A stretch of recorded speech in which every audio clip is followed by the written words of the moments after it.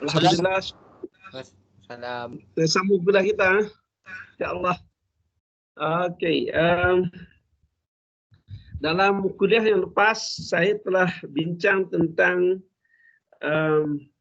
pembinaan tamadun bermula daripada segi sejak manusia ada di dunia inilah. So, sedikit kesimpulan daripada kuliah yang lalu, kita boleh buat beberapa kesimpulan. Kesimpulan yang pertama ialah kalau kita melihat daripada segi kreativiti, inovasi dan juga daripada segi arkeologi, arkeologi maknanya ilmu yang berhubung dengan kaji purba, dan apabila orang ahli-ahli ahli-ahli kaji purba ini nak mengkaji tentang kehidupan masyarakat sebelum kita ini, tamadun sebelum kita ini, mereka akan melihat kepada kesan-kesan tinggalannya itu. Apa yang saya nak sebut ialah kesan-kesan tinggalan itu, arkeologinya itu, artifak yang dihasilkan, semuanya itu adalah hasil buah tangan manusia lah. Makhluk yang lain tak mungkin membinanya. Lembu, kambing, kucing ataupun malaikat dan jin juga tak mampu. So apa yang kita lihat ialah daripada segi kuliah saya yang lepas, saya telah menyatakan bahawa itulah apa kelebihan manusia ini. Kalau kita nak tambah dari segi Islam, kenapa itu berlaku? Jawapannya adalah kerana kita lah dilantik oleh Allah sebagai khalifah dan kita diminta untuk mengurus alam ini, mentadbir alam ini. Oleh kerana kita diminta untuk mengurus dan mentadbir, maka sudah pastilah Allah sendiri memberikan kepada kita kemampuan untuk memahami tadbir alam.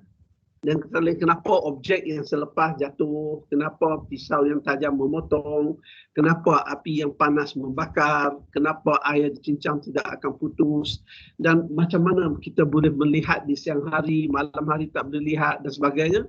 Maka kita kena faham, kita diberi oleh Allah kebolehan itu.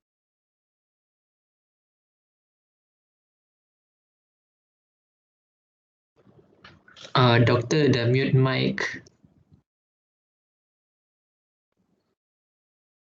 Okey, termute ni. Something sama ni. Okey. Jadi dengan kata lain, makhluk yang bernama manusia ini sajalah yang boleh untuk membuat kreativiti dan sebagainya. Makhluk yang lain yang saya sebut tadi, Allah Ta'ala sediakan makanan untuk dia seadanya. Sebab itu dia makan apa yang ada di sekitarnya. Dan dia tak perlu masak, dia tak perlu proses, dia tak perlu ubah.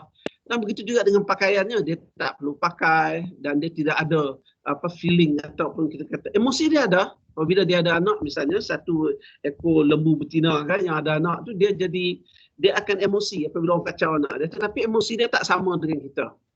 Sebab itulah Al-Quran disebut dengan jelas, fastabiqul khairat, berlomba-lombalah untuk kebaikan. Kenapa dia boleh dapat A, saya tak boleh dapat A? Kenapa dia boleh berjaya, saya tak ada berjaya? Kenapa dia boleh buat, kenapa saya tak boleh buat? Jadi dia mampu untuk bertanya persoalan-persoalan demikian. Ini daripada segi arkeologi ya, saya cakap ini daripada segi. Kalau orang daripada segi berbicara tentang teori evolusi yang dikemukakan oleh Charles Darwin, itu dia tengok dari segi lain. Jadi kalau kita ambil teori teori arkeologi tadi, jadi kita kena pergilah balik kepada ke mana asal kita ni. Sebab itu saya sebut kepada saudara dan saudari minggu lepas, ahli arkeologi cuba cari bila permulaan kepada ketamadunan. Sebab kalau tak tamadun tu susah nak kesan. Kalau tamadun ni sebab ada 4 unsur tamadun kan, saya ada bincang minggu lepas.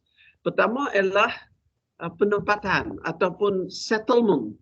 Apabila mereka duduk bersama, bermasyarakat, mereka akan settle di satu kawasan. Tak kiralah puak ke, kaum ke, apa ke, dia pakai settle. Jadi kita boleh kaji tempat di mana dia settle dan apa yang telah dia bina waktu dia buat settlement tu. Yang kedua, dia menjalankan aktiviti pertanian. Sebagai manusia, saya dah sebut awal tadi, dia memahami tentang tabi'i binatang juga. Maka dia boleh menundukkan, dia boleh membelah kambing, membelah lembu, kebau, kuda, unta, bukan hanya untuk makan tapi juga untuk tunggangan, untuk apa-apa sajalah, untuk membantu dia berbajak dalam peperangan, misalnya orang belah gajah dan sebagainya. Jadi manusia ini mampu untuk, dalam istilahnya menundukkan maknanya menjinakkan binatang ini untuk penggunaan dia. Makhluk yang lain tak boleh. Jadi kalau kita pergi kepada settlement sebagainya, ternyata yang ditemui oleh manusia sehingga ke hari ini, bandar tertua adalah bandar Jericho. Jadi kena tanya saya, ini kena tanya Cotton Canby, kena tanya National Geographic, kena tanya ahli-ahli ekologi. Saya hanya sebut di sini dan saya baca di mereka. Maka mereka mengkaji settlement yang pertama ni, apa yang dia orang buat, apa penduduk di Jericho ini buat dan bila dia buat. Jadi setelah dikaji dengan ada ilmunya sekarang ni adalah kita dapat lebih kurang 9,600 tahun. Sebab tu kalau saudara baca buku oleh Cotton Canby, dia kata 9,600 itu sudah sampai ke puncak membina tamadun. Jadi sebelum sampai ke puncak tamadun kita boleh tambah. Katalah kita nampak 1,000-2,000 tahun lagi. Paling lama ni Cotton Canby dalam bukunya Archaeology of the World, dia kata paling lama hanya 13,000 tahun. Betul lah, sekarang kita dah tahun 2000. Tahun 2000 tolak apa 10,000, lebih kurang 13,000 tahun yang lalu ya manusia ini, tak lama. Jadi kita itu satu apa dia punya tanda. Yang keduanya tandanya ialah mereka bercocok tanam. Yang ketiganya mereka akan membina monumen, bangunan-bangunan. Dan bangunan itu bukan hanya setakat bangunan, tapi bangunan untuk orang mengingati generasi mereka. Kalau di piramid tu orang boleh ingat tentang piramid di Mesir. Kalau di China itu Great Wall of China. Great Wall of China itu memang untuk mempertahankan negeri China. Tetapi dia juga menggambarkan taraf pencapaian ketamadunan kerana mereka telah boleh membina tembok. Begitu juga dengan yang keempatnya adalah mereka membina tempat-tempat ibadah mereka. Agama apa pula? Kalau orang Cina, Tiananmen. Kalau orang Islam ni barulah sebab kita baru saya sudah Rasulullah. Rasulullah lahir tahun 571, meninggal tahun 632, jadi baru sangatlah banding dengan tamadun yang sebelum itu. Sedangkan Great Wall of China sebelum Islam lagi. Malah Hindu pun sebelum Islam. Greek pun sebelum Islam. Jadi itulah yang saya telah bincang dengan seseri minggu lepas. Dan saya nak masukkan slide saya yang minggu lepas yang terakhir itu. Dan kita juga, saya juga telah menunjukkan ini. Nampak kan? Gambar ni. Nampak tak gambar ni? Belum keluar tu. Belum. Keluar? Tak ada lagi. Tak ada lagi. Macam mana ni? Saya nak pergi freehand vision whiteboard. Tak masuk ni.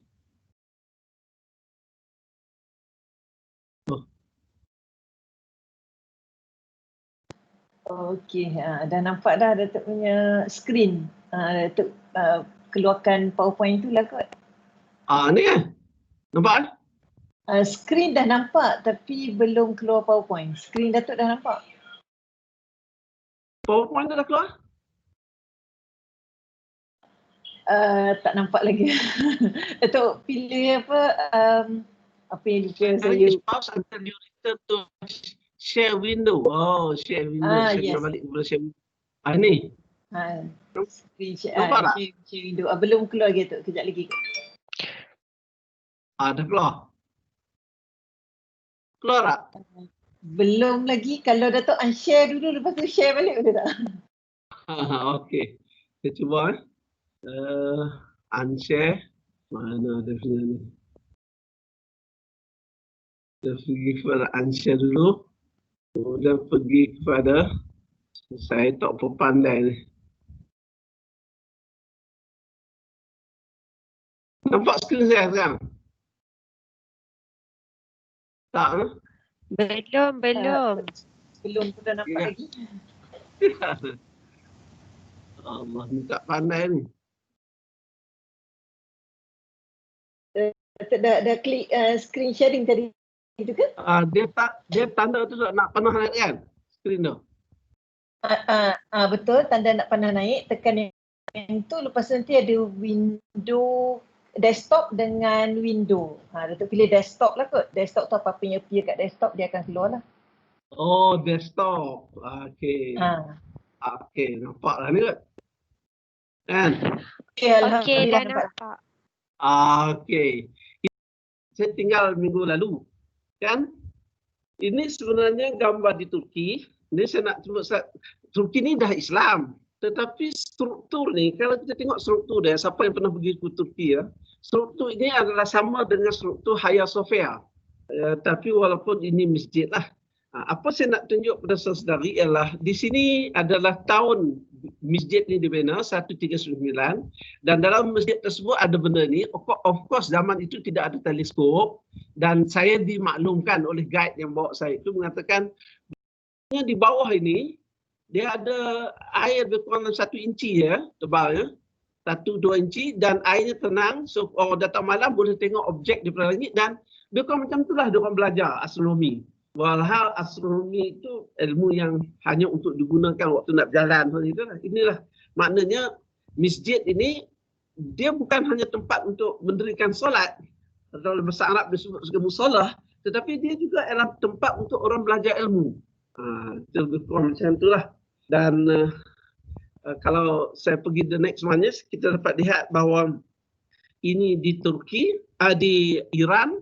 Kebetulan student saya ada seorang pelajar Iran buat PhD dengan saya dan dia mati-matian minta saya pergi tempat dia. Dia tunjuk tempat saya. Tempat apa? Dia tunjuk kepada saya tempat dia ni. Ini dibina sekitar abad yang ke-13. Bayangkan bangunan yang begini cantik, hebat ini, dibina abad ke-13. Dan yang menjaga arkitek di sini ni dia keturunan dia. Keturunan dia ni terus-menerus akan menyiapkan jubin ni, tiles untuk ni dan mereka satu keluarga akan membina rumah daripada zaman dulu sampai sekarang. Dan mereka kehidupan mereka gitulah mengabdikan diri dalam konteks inilah jaga ni. Dan balik bawah ini adalah jambatan yang katanya Dr. Mahathir ambil inspirasi untuk bina jabatan di Putrajaya. Ini saya dimaklumkanlah. Ini gambar ni saya nak tunjuk ialah gambar yang sama dengan ini. Tapi kalau ini tak nampak apa. Tapi katanya kalau dulu-dulunya di depan ini digunakan untuk orang lomba, kuda, macam-macam lah aktiviti sukan. Jadi kalau penonton datang di bawah sini laki-laki, yang di atas dia perempuan. Gitulah lebih kurang. Ini zaman dulu sekarang jadi macam museum tempat exhibition lah. Tapi dalamnya sebenarnya ada kedai-kedai yang menjual barang-barang kraft tangan dan sebagainya lah. So ini saya nak tunjuk apa tentang tamadun silam. Ini ada satu lagi ialah tamadun Cina. Dan kita lihat ini, kalau Great Wall of China ni sekitar 250 tahun sebelum Masihi. Gambar saya pun masih muda. Kebetulan gambar ni ada tarikh, boleh tengok 11 bulan 10 tahun 87 saya pergi ni. Masa ni zaman komunis lagi dan saya kena minta izin daripada Bukit Aman. Dan ini kalau orang pergi sekarang, orang tak bawa agak jauh sikit daripada Pekan Beijing. Ini adalah satu temple tapi bulat bentuknya, dibina oleh Khan punya group daripada Mongolia, dan sebenarnya dalamnya ada satu macam anak tangga yang saya boleh baca. Dia tulis mimbar. Maknanya dulu-dulunya ini juga adalah masjid. Tapi dia tak ceritalah pada kita sebab satu, saya tak boleh berkomunikasi dengan dia. Dan saya tanya boleh tak cerita bangunan ni, apa isinya sebagainya. Dan juga sejarahnya. Lalu dia cakap bahasa Cina, bahawa orang yang bahasa Inggeris tak ada. Lepas tu saya beritahu saya boleh membaca ayat yang tulis ke atas tangga tu.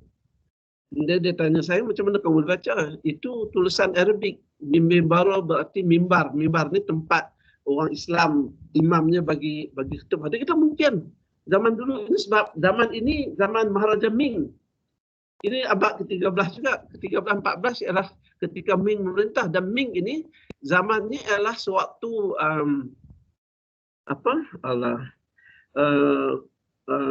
Ibnu Battutah yang lahir pada 1304, meninggal 1376. Dia pernah pergi ke kawasan sini. Dan Maharaja Ming dia amat dekat dengan orang Islam sebab dia ada banyak kumpulan. Kalau orang Arab tu ada tribe-tribe dia, di negeri Cina juga ada tribe-tribe dia zaman itu. Jadi sampai sekarang pun kita tengok orang Mongolia, orang Uyghur, sebagainya. Jadi setiap tribe ini berperang antara satu dengan lain. Lalu bila orang luar datang, dia lebih suka mendekati orang luar yang dia boleh minta tolong daripada kumpulan-kumpulan yang selalu berlawan dengan dia. Jadi bila Ibnu Battutah datang, maka dia menerima kedatangan Ibnu Battutah ini. Itu ringkas kita tidak bermaksud untuk bincang hal itu. So semua ini adalah maknanya sains dan teknologi yang telah pun dibina di dalam peradaban sebelum Islam. Sekarang saya nak pergi kepada zaman Islam.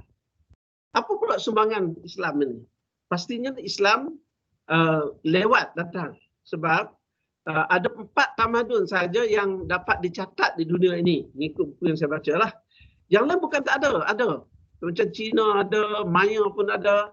Tetapi tulisan-tulisan untuk kita mengkaji siapa ilmuannya dan juga bagaimana dia membina apa semua tu tak ada. Sebab bila datang satu macam Ming, dia habis zaman dia, datang maharaja yang baru, dia akan bakar semua literature yang lama, dia akan musnahkan.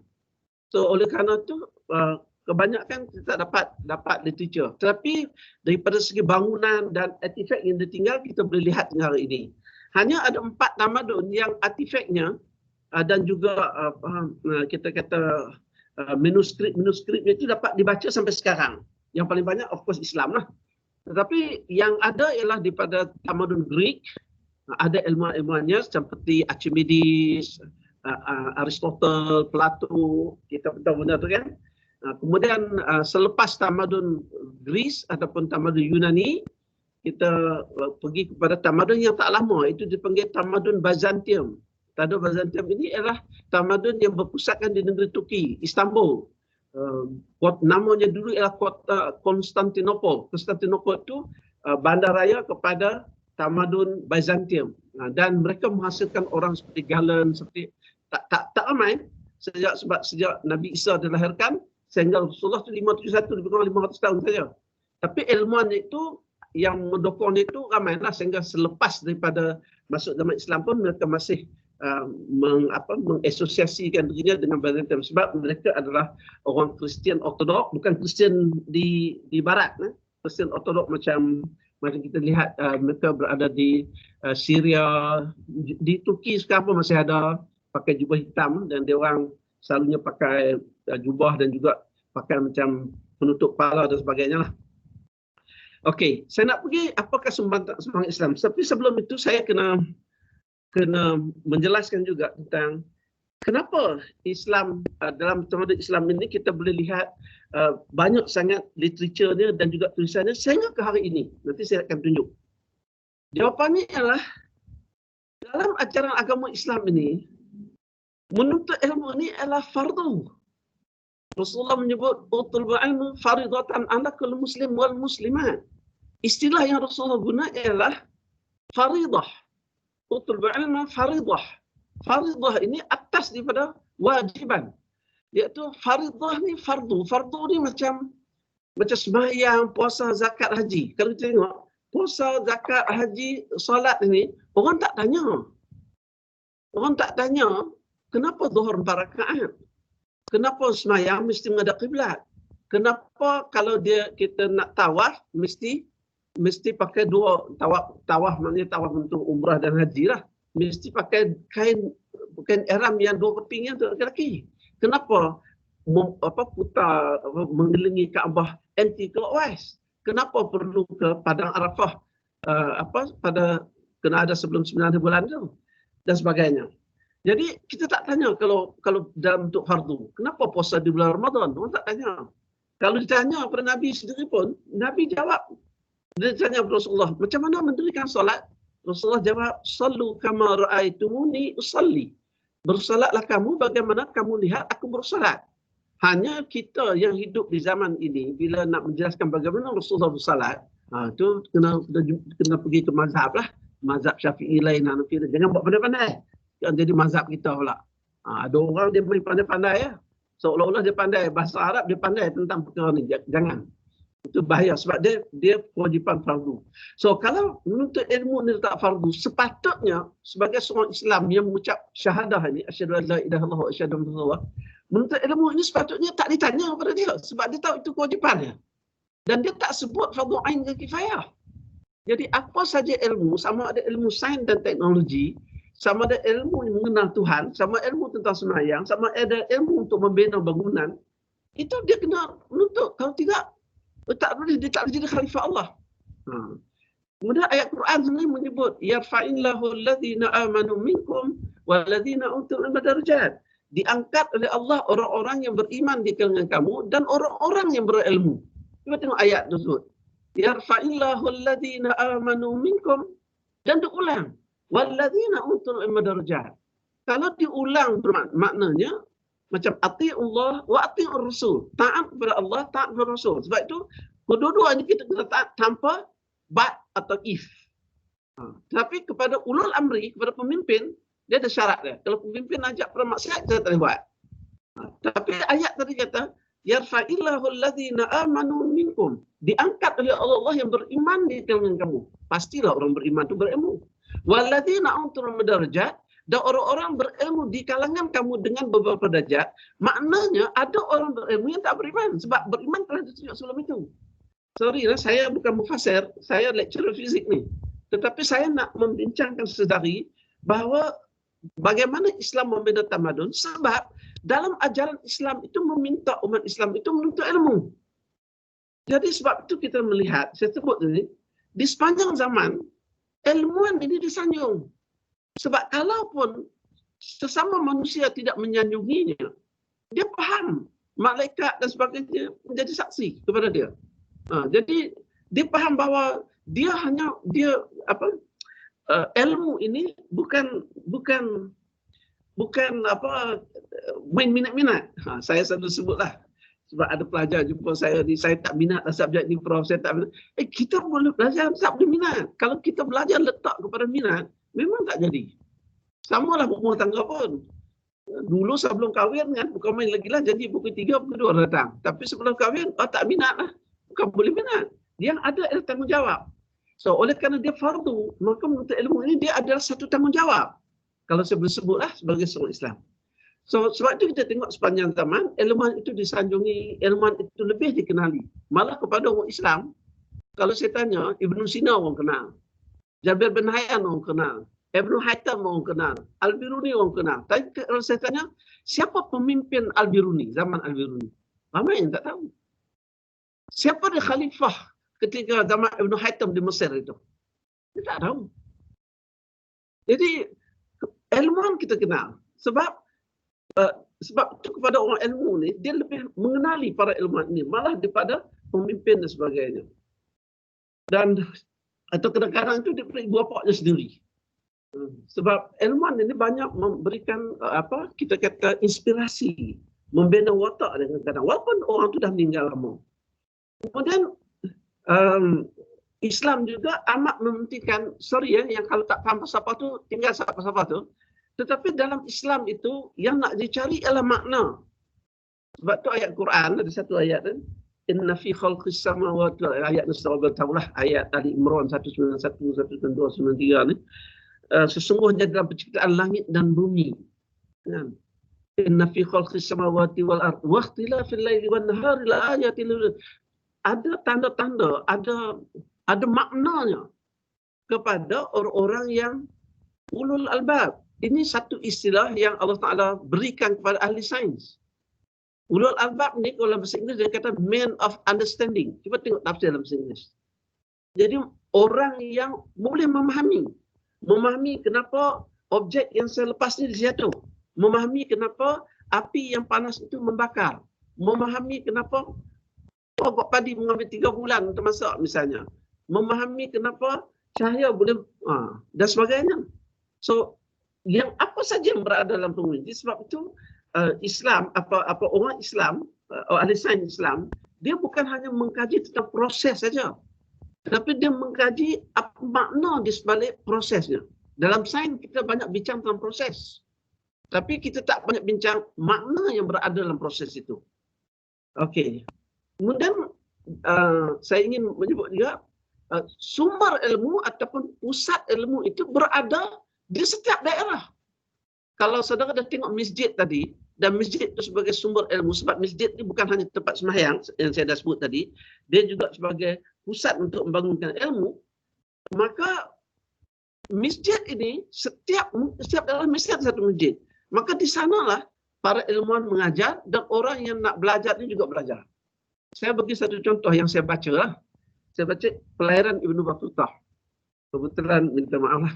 Saya dulu dilantik sebagai fellow kehormat IKIM tahun 2005-2006 dulu. So bila kali pertama saya sampai saja sebagai fellow kehormat ini, maka datanglah pegawai pengarahnya datang sambut saya dan dia bawa saya around, dan tempat yang paling awal dibawa saya ialah dibawa ke tempat satu perpustakaan, yang kedua ialah tempat mereka menerbitkan buku.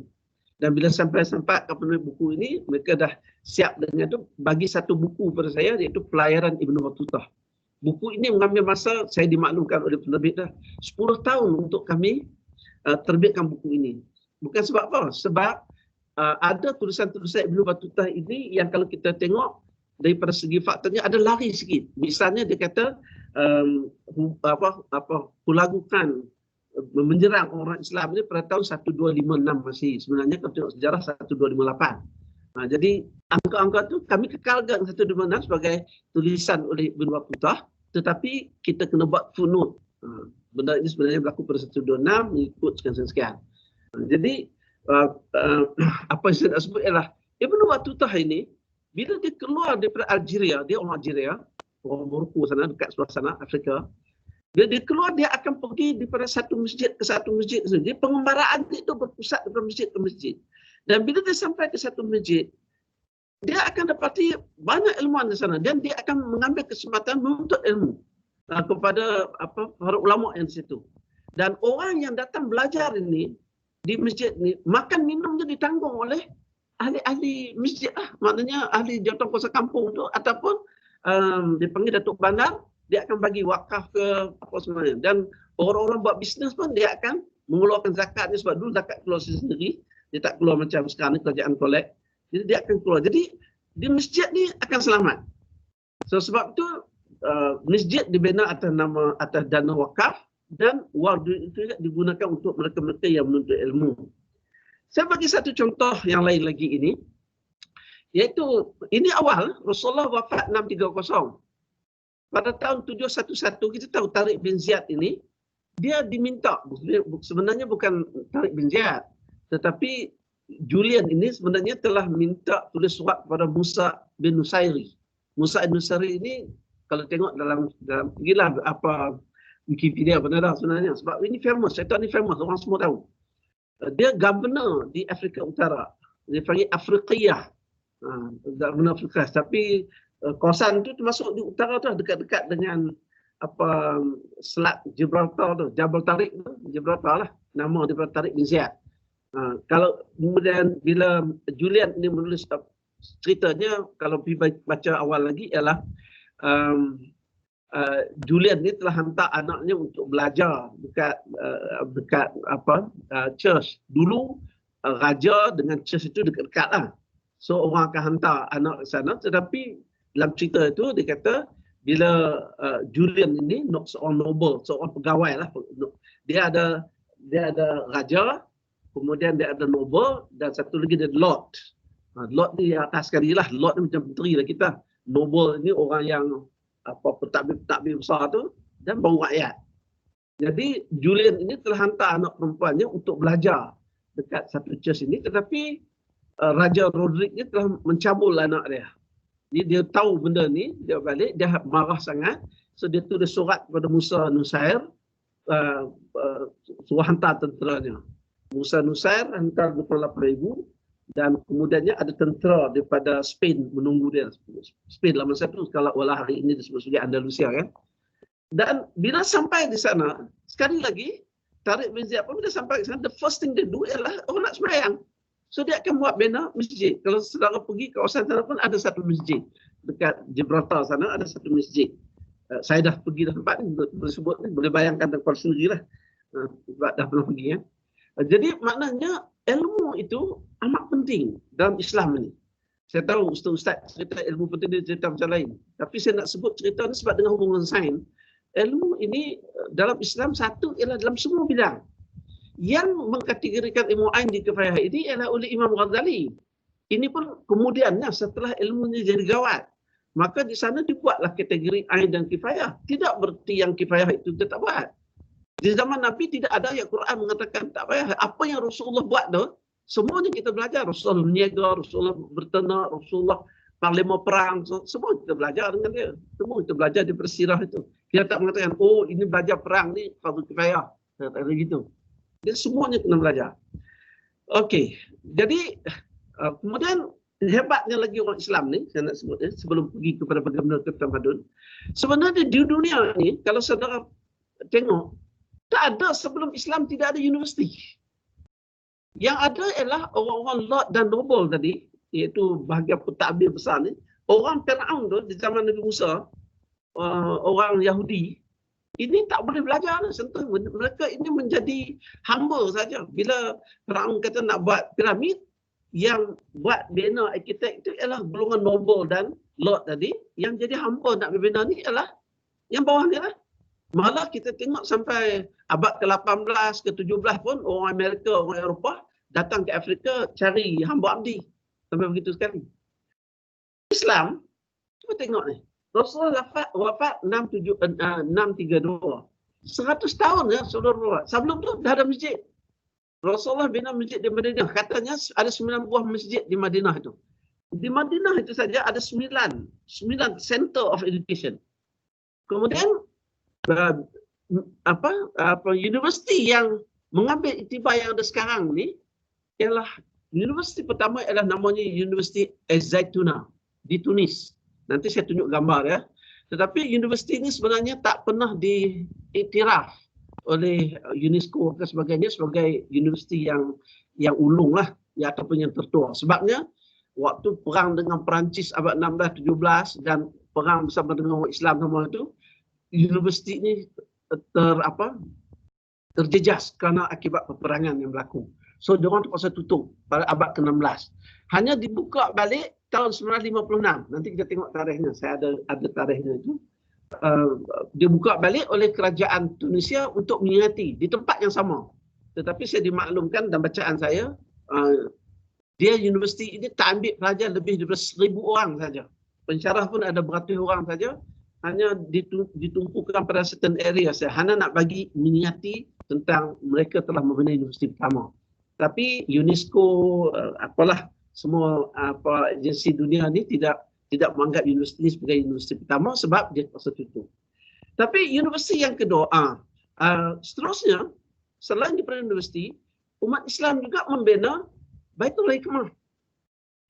Baitul Hikmah ini dibina dalam tahun 786 oleh Harun al-Rashid. Bayangkan 786, 737, 786. Apa yang ada di Baitul Hikmah? Baitul Hikmah ini mereka membawa manuskrip, buku-buku, ilmu-ilmu yang ada, ilmuwan-ilmuwan yang ada daripada tamadun silam, daripada Kristian, daripada mana-mana saja dalam dunia ini, datang ke center ini untuk mereka terjemahkan karya-karya ini ke dalam bahasa Arab. Jadi Baitul Hikmah ini sebenarnya dia ada tempat tempat penterjemahan karya-karya dalam bahasa-bahasa lain kepada bahasa Arab. Kemudiannya daripada situ barulah mereka bina ilmu ini. Kemudian Baitul Hikmah ini menjadi terlalu popular. Ini sebab Baitul Hikmah ini menjadi tempat pendidikan antarabangsa. Semua orang antara boleh datang. Sebab negara-negara tempat lain, tamadun lain, orang tak boleh akses kepada ilmu. Ilmu ni milik Lord and Noble saja. Raja-raja saja boleh. Tapi dalam Islam, hamba abdi pun boleh. Siapa-siapa pun boleh. Kemudian bila Harun al-Rashid meninggal, diganti oleh anak makmum, anaknya terpaksa membesarkan Baitul Hikmah ini pada tahun 803, dan sekali lagi semua dana ini menggunakan wang dana wakaf. So, dua natijah daripada Baitul Hikmah ini ialah, pertamanya ialah memanglah yang nak dibawa daripada tamadun lain itu takkanlah nak ajak tentang siapa Tuhan, siapa malaikat dan sebagainya. Tentulah yang diajar tentang bagaimana mereka buat bisnes, bagaimana mereka menghasilkan pakaian, bagaimana mereka bertani. Jadi yang bukan agama. So dia orang bawa ke dalam Baitul Hikmah ini, dan kemudiannya ahli-ahli ilmuwan Islam dan juga yang bukan Islam pun, termasuk yang bukan Islam ini ialah Hunain bin Ishaq. Hunain bin Ishaq apa nama lupa. Dia adalah seorang Kristian yang datang belajar dan akan menterjemah, dan kemudiannya Harun Aminur Rashid bagi apa kita kata bagi wang apa semua kepada dia untuk dia menerjemahkan banyak lagi karya-karya ke dalam bahasa Arab ini. Dan pada masa ini jugalah apabila bertembung ini dengan orang Islam dan bukan sebagainya, ada kumpulan-kumpulan Islam ini yang menggunakan pendekatan Mu'tazilah. Saya tak nak melanjutkan perbincangan Mu'tazilah ini sebab dia jadi aspek yang lain. Tetapi dengan kata lain, umat Islam itu terdedah kepada mengagungkan kepentingan akal. Kalau saudara boleh baca buku, tapi sebenarnya tak ada. Indonesia adalah Tahafut Al-Falasifah yang ditulis oleh Al-Ghazali. Sebab Al-Ghazali ini lahir tahun 1058 dan meninggal tahun 1111 Masehi. Jadi dia komen tentang pandangan Ibn Sina, pandangan Al-Biruni. Sebab Ibn Sina, Al-Biruni, Al-Haytham lahir sebelum lahirnya Al-Ghazali. So dia orang dah wafat lah, baru lahir Imam Ghazali, dan Imam Ghazali komen tentang pandangan-pandangan mereka ini. Yang kedua ialah saya ada soalan. Ya. Kan Baitul Hikmah kan ada satu masa nanti dia punya buku-buku dibakar oleh waktu pemerintahan Mullah Guhan. Jadi dari segi preserve ilmu-ilmu tu berjaya di preserve atau tidak? Sebahagiannya di preserve, sebahagiannya orang Islam ni dia tak tumpu berat-berat. Kalau saudara pergi tengok nanti saya terang, pada tahun 859 Masehi ada universiti yang pertama anak Islam, itu Universiti Qarawiyyin di Morocco. Morocco juga jadi center. Kemudian orang Islam sampai di Cordoba dan mengambil alih masjid Cordoba itu dan mereka jadikan pusat, dan banyak buku-buku. Sehingga terakhir saya pergi ke Spain tahun lalu, tahun 2019, tahun lepas. Saya pergi 2019 dan dia beritahu bahawa ketika saya sampai di Alhambra tu, saya dah 4 kali sampai ke Alhambra, tapi kali ini saya bernasib baik sebab yang menjadi guide kami ini adalah seorang pensyarah daripada Cordoba University. Malah dia joke dengan saya lah, dia kata dia nak berhenti jadi pensyarah sebab saya kata saya pensyarah. Saya kata kenapa? Sebab dalam kita kat Malaysia ni kalau jadi pensyarah lebih hebat lah daripada kerja sebagai tourist guide gitu. Dia kata kalau dia jadi pensyarah ni, dia nampak macam tak ada ilmu baru. Tapi bila dia jadi tourist guide ni, macam-macam orang datang dan macam-macam orang tanya pada saya.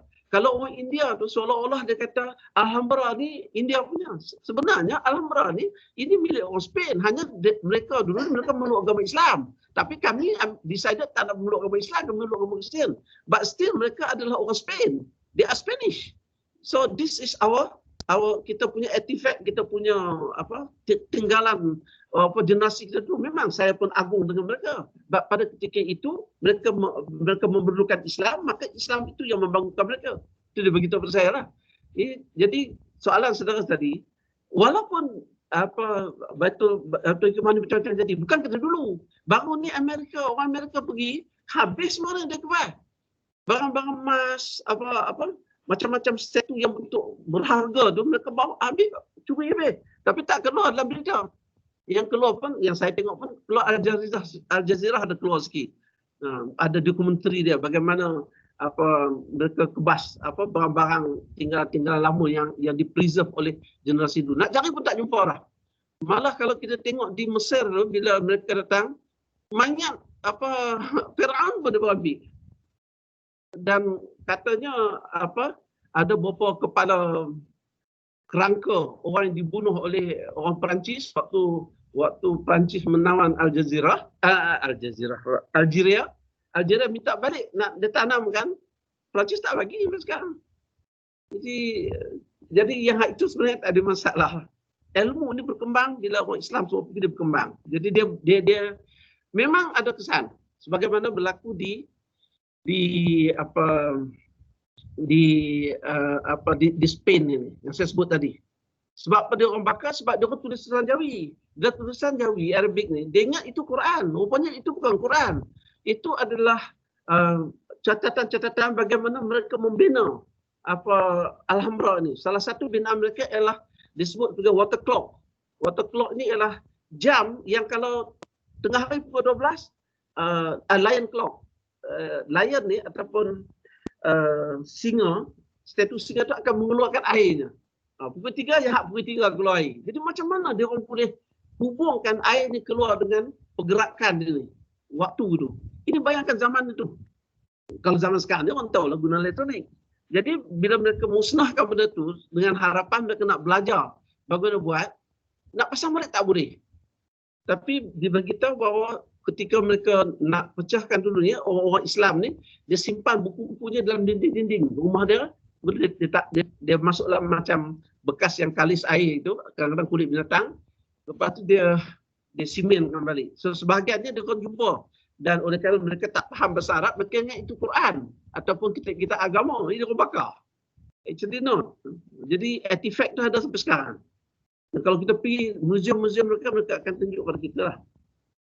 Okey, yang keduanya ialah pemikiran-pemikiran sekular daripada Yunani juga akan menular. Maklum macam kita lah. Bila kita belajar kat barat, ada setengah orang dia terbawa-bawa dengan cara berfikir orang barat. Dia bukan ambil ilmu, tetapi dia juga menerima pahaman hidup mereka ini. So ini natijahnya daripada hikmah. Ada dua perkara. Pertama, lahirnya golongan yang disebut Mu'tazilah yang mengagungkan akal. Yang kedua, lahirnya satu golongan yang memisahkan antara aktiviti agama dengan aktiviti yang disebut sebagai kebudayaan. Tetapi sebenarnya sains dan teknologi. Sebab aktiviti sains dan teknologi dan aktiviti dunia. Okey, saya teruskan. Masa kita tak cukup kan ni. Sebab saya ada slide yang panjang lagi. Yang slide ni ada 111 slide ni. Saya ingin kongsi pada saudari tentang sejarah sikit lah. Kita tengok sejarah awal ni, Rasulullah wafat 632, diambil alih oleh Sayyidina Abu Bakar 632-634, tak lama, 2 tahun saja, sebenarnya 2 tahun 2 bulan. Dia ambil Rasulullah wafat bulan Jun, dia ambil bulan Ogos tahun 634. Kemudian diganti dengan Sayyidina Umar, agak lama, 10 tahun, dan diganti dengan Sayyidina Osman, lagi lama, iaitu 12 tahun ke hampir 13 tahun. Lepas tu diganti dengan Sayyidina Ali, dan lalu diorang kena semua kena bunuh. Dan selepas itu kita tidak anggap lagi sebagai Khulafa' Rasyidin lah. Jadi mereka ini yang mewarisi daripada Rasulullah SAW dan masjid itu dibina. Kemudian 711 yang sebut tadi, Tariq bin Ziyad, ini ceritanya. Julian kecewa dengan, ini untuk melengkapkan nota ini saja. Kemudian 750 Khalifah Abbasid mengalahkan Umayyah. Ini berperang sama orang Islam. Kemudian kerajaan Umayyah jatuh. Jadi kerajaan Umayyah jatuh, dia lari pergi ke Algeria dan Morocco, ke sana. Anak pada Muawiyah tu pergi sana. Sultan Abdul Rahman yang pertama tu anak pada Muawiyah, cucu kepada Muawiyah. Lari ke sana, sedangkan di kota Baghdad ini diambil oleh Abbasid. Kemudian Harun al-Rashid bina Baitul Hikmah, saya dah sebut tadi. Kemudian 787 Masjid Qurwas, setahunnya. 786 ni di Baghdad, 787 ni orang Islam datang ke Cordoba. Kemudian sebenarnya katanya church kat situ, kemudian ambil alih church itu menjadikan masjid dan dia menjadi pusat pendidikan. Tahun 1400-an hampir barulah dia ambil alih oleh Kristian balik. Kemudian tahun 1258 saya dah sebut tadi, Hulagu Khan menyerang orang Islam. Kemudian seterusnya Sultan Muhammad Fatih mengalahkan kota Konstantinopel tadi, Byzantium tadi, dan dia telah tukar nama Konstantinopel itu menjadi Istanbul yang bermaksud Islam sepenuhnya. Jadi oleh Khalifah Osmaniyah, dan kita bermulalah dengan yang disebut sebagai Osmaniyah punya era. Kemudian tahun 1492, tepatnya adalah 1 Januari 1492, orang Islam dikalahkan. Ini ada sebab dengan Sultan Muhammad Fatih juga. Sultan Muhammad Fatih mengalahkan orang Kristian Byzantium. 40 tahun kemudian, mereka mengalahkan orang Islam di Andalusia. Dan sekitar 1500 tahun, ini biasalah. Bila orang Islam, selalunya kita tak ada apa-apa. Dia memberi, bukan kata 2, kata 3. Sama ada memeluk agama Kristian, atau yang ketiganya yang keduanya akan dibunuh, sama ada dia dibunuh atau dibunuh Kristian, ataupun kalau dia meluk Islam juga, maka dia kena keluar daripada negara tersebut. So start daripada di sinilah berlaku. Sebab tu saudara tengok 1492 tahun 1511 Portugis datang ke Melaka kan. Tak jauh, tak lama tu, tapi orang tak pernah relate. Itu Portugis datang Melaka, tu belum cerita tentang Belanda datang ke Indonesia.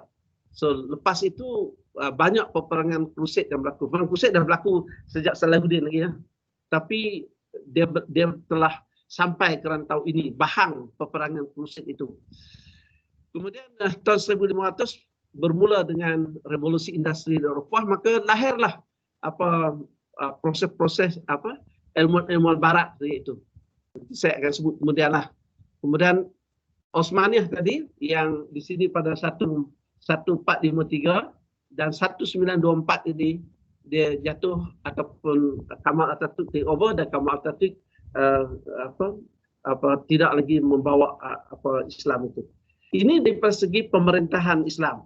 Daripada segi sistem pendidikan, kita dapati pada 571632 ini Rasulullah, zaman Rasulullah. Sebelum itu tidak ada culture, tidak ada budaya. Ada dua, ada Rom dan Parsi, tetapi di Mekah itu orang paganism, orang asli.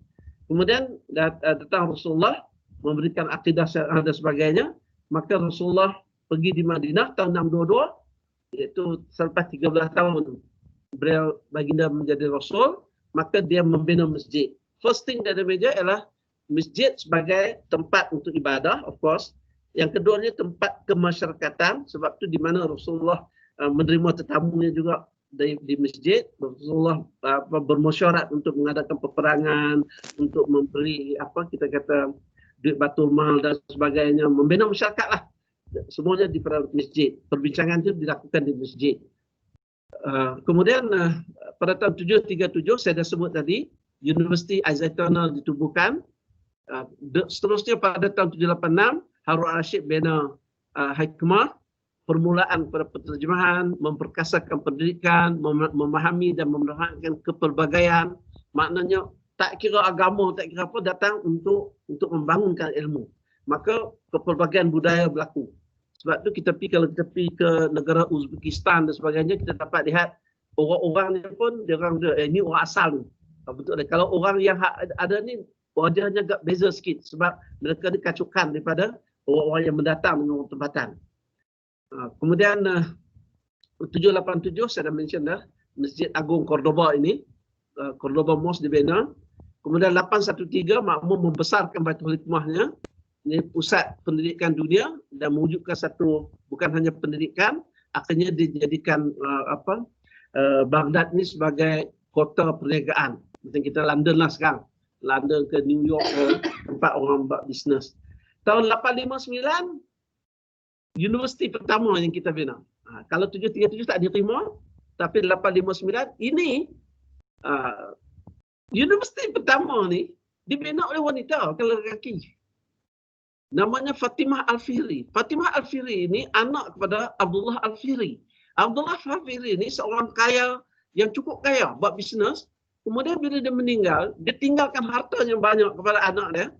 Dan Fatimah Al-Fihri ini mengambil harta tadi dan mewakafkan untuk membinakan universiti.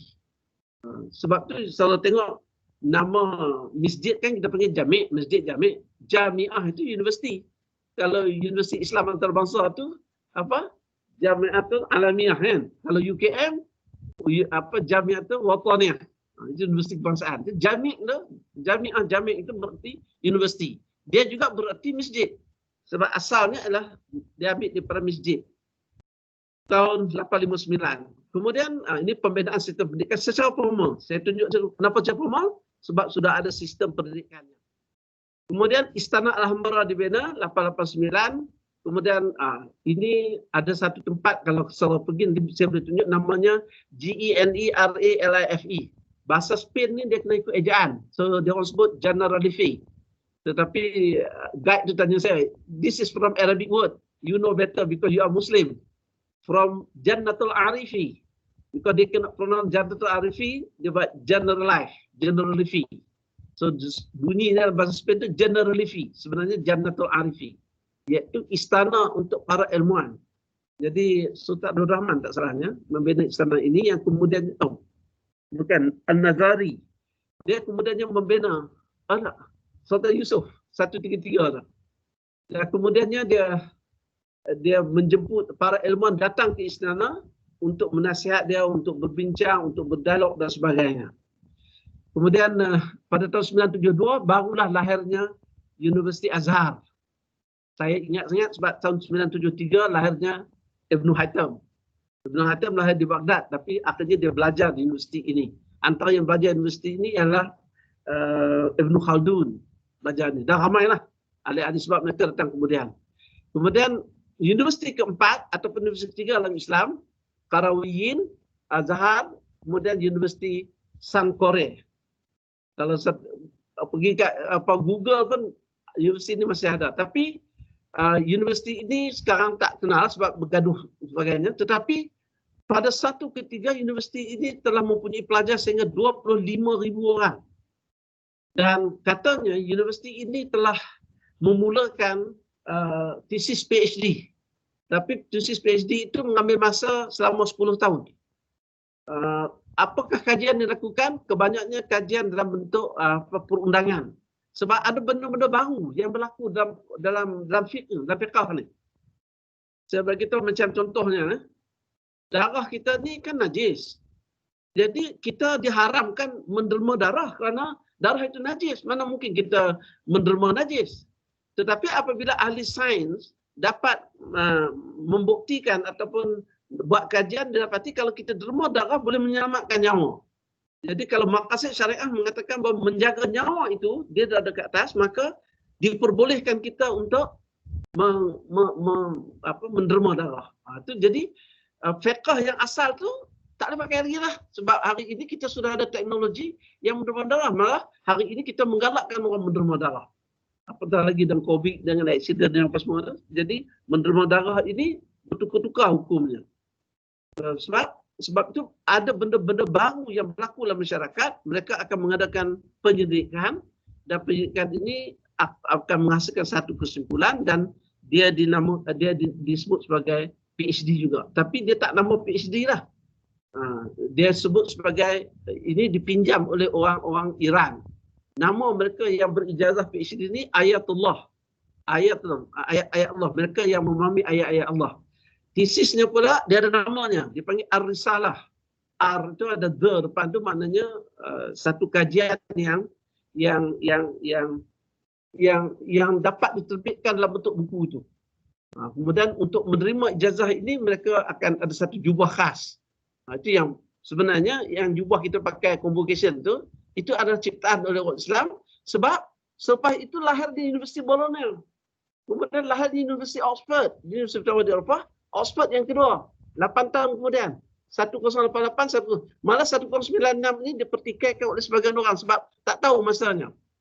Jadi mereka ini tiru 1% universiti daripada Islam ya, dan mereka bina universiti mereka. So apa yang saya nak sebut ialah petang ini, pembinaan tamadun Islam ini dia dibina kepada asas ilmu yang pokok. Bukan ilmunya hanya datang hanya menghadap kitab kuning gitu. Sudah ada universitinya, sudah ada sistemnya. Kalau saya pergi lagi secara detail ni dengan saudara ni, boleh tengok ini seulang tadi ya, tak apa. Ini lebih ni. Apa yang dia ajar? Zaitono mengajar tentang pertama ialah tentang religion, keutamaan ayat Quran. Jadi peringkat pertama dulu mereka mengajar tentang ayat-ayat Al-Quran ni, tentang pengertiannya supaya bila mereka memahami nahunya juga tentang apa dia akan lebih tepat. Saya bagi contoh disebut oleh Gary Miller dan juga Kismo dalam bukunya kenapa mereka memeluk agama Islam. Dia kata kami buat sains ini Gary Miller sebut dan kita tak rujuk pada kitab agama. Tapi bila saya memeluk agama Islam dulu, Kismo ni cerita dia ialah dia pernah berdebat dengan Ahmad Didat. Dia berdebat dan Ahmad Didat ini seorang ulama besar di South Africa. Orang berbangsa India tapi warga negara Afrika Selatan. Dia hafal Bible dan dia hafal Quran. Kemudian Ahmad Didat ini dia boleh tunjuk di mana silapnya salahnya Bible ni. Dan macam-macam lah tu. Yang saya ingat yang pertama dia kata Bible ini yang kamu kita bincang dalam bahasa Inggeris. Tetapi Nabi Isa tak pernah bercakap dalam bahasa Inggeris. Nabi Isa bercakap dalam bahasa Ibrani. Bila kita pindah bahasa daripada Melayu ke Inggeris pun, maknanya dah lari. Kalau orang Islam kata adil itu daripada Al-Quran, ya'dilu wa aqrabu littaqwa, dalam bahasa Inggeris kata justice, adil tak sama dengan justice. Justice itu kalau kita buat dictionary, maknanya fairness. Tuhan tak ada. Seorang hakim yang nak menjatuhkan hukuman berdasarkan kepada semangat dan falsafah justice, yang dipenting adalah kesamarataan. Maka berhujahlah peguam cara dan peguam bela, dan akhir sekali dia akan memberi supaya hakim dapat menjatuhkan hukuman secara seimbang. Dalam kes di Amerika dia buat juri lagi. Takut-takut hakim silap. Hakim pula dia belajar ada soalan ni boleh soal, soalan ni tak boleh soal, begitulah lebih kurang. Dan akhir sekali dia akan menjatuhkan hukuman berdasarkan apa yang telah diputuskan dalam parlimen. Kalau Amerika adalah Kongres. Bukan hakim yang membuat undang-undang sendiri. Undang-undang tu dibuat di parlimen. Menjatuhkan hukuman beberapa tahun tu. Jadi hakim ini memahami tentang ilmu bagaimana nak menjatuhkan hukuman. Jadi bila ada peguam bela, peguam cara kata begini, peguam bela kata ini tak boleh sebab ini lari daripada perbincangan kita berkenaan dengan kes ini. Katalah kes A membunuh B, katakan.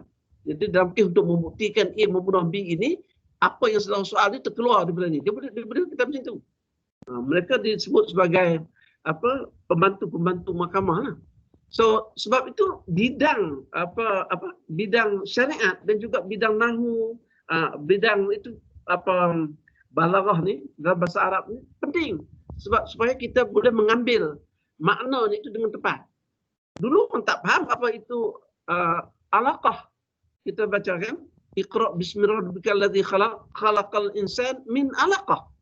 Aku jadikan manusia itu min alaqah, daripada alaqah. Orang tak tahu alaqah itu apa. Hari ini baru orang tahu alaqah itu ialah disebut sebagai the second stage of human being. The first stage ialah apabila sperm bertemu dengan ovum. The second stage ialah alaqah. Itu disebut sebagai nutfah dalam bahasa Arab. Selepas nutfah, bukan bahasa Arab, ni bahasa Al-Quran. Setelah membesar dia akan menjadi alaqah. Alaqah itu dia, kalau dalam sainsnya dia terdiri daripada darah yang ditutup ataupun di kantongnya itu oleh kolesterol. Gitu. About 94% semuanya adalah darah. Sebab itu ulama Melayu menterjemahkan alaqah ini sebagai segumpal darah. Sebab mereka bukan ahli sains. Tapi sebenarnya dia adalah alaqah. Alaqah ini dalam bahasa Arab disebut sebagai leash ataupun lintah. Ini saya baca lah. Jadi sebab itu Kismo bila baca ayat ini, dia ambil gambar lintah itu, dia letak bersebelahan dengan gambar kejadian manusia ini ketika stage-nya alaqah ini, dia cuba dibandingkan. Ternyata sama. Sehingga Kismo mengubah dia punya kandungan bukunya apabila dia second edition. Dan diubah, disesuaikan dengan apa yang dinyatakan dalam Al-Quran. Itu clear ni hari ni, orang ni masih hidup. Sebab itu kita dapat lihat bahawa ilmu ini amat diutamakan oleh orang Islam, dan dalam agama Islam itu semuanya mengenai proses pembangunan ilmu lah.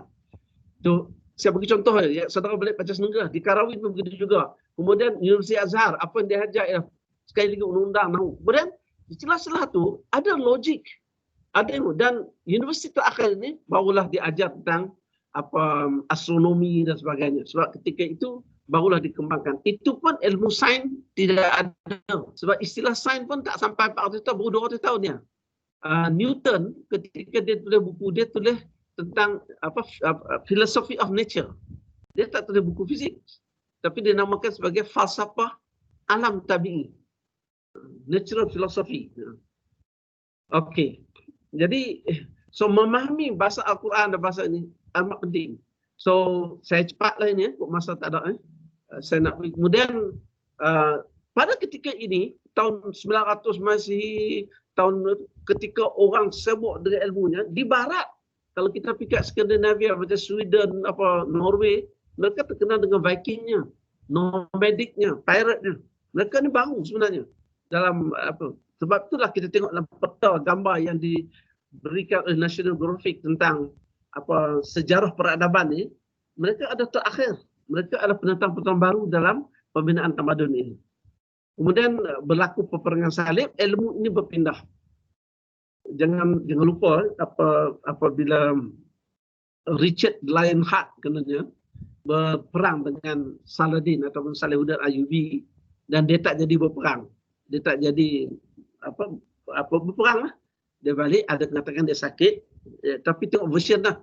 Kalau version tu version barat, dia katanya ada adik-adik dia nak kur dia sebab 2 tahun lebih dia tak balik ke England, maka ada orang nak take over, so dia terus balik. Ada mengatakan bahawa dia sakit, dan ada yang mengatakan bahawa bila dia pergi, dia dapati bahawa kaum ini susah nak dikalahkan. Sebab kalau nak kalahkan mereka ini, kita kena tukar ilmu yang ada dalam Al-Quran dan hadis. Sebab mereka ini berjuang atas nama ilmu. Mereka ini berjuang based on yang membimbingkan mereka ini untuk berperang adalah berdasarkan pada ilmu mereka. Sebab itu mereka tak bunuh orang perempuan, mereka tak rogol orang. Sebab rogol ni suatu jenayah besar dalam Islam. Mereka tak bunuh orang tua. Tapi kalau orang barat, dia tengok Israel lah, kalau dia bantai orang Palestin, yang dibantainya ialah kanak-kanak. Yang ditangkap sampai sekarang pun kanak-kanak umur 12 tahun, umur 8 tahun. Dia tak tangkap tentera betul. Dalam Islam, yang nak tangkap tentera. Tapi kalau tentera itu pun tiba-tiba pedang dah jatuh, bukan katanya, dia tak pedang tak jatuh, dia tak boleh dibunuh. Dia kena tangkap dulu. Tangkap dan jadi tawanan perang. Tak boleh terus nak bunuh, tak boleh. Maknanya, dia tak boleh menghakimkan dia, oh kamu musuh, saya nak penggal kepala kamu. Tak boleh. Sebab tu kita tengok banyak kes, Islam tak bunuh, malah kata pun tak boleh.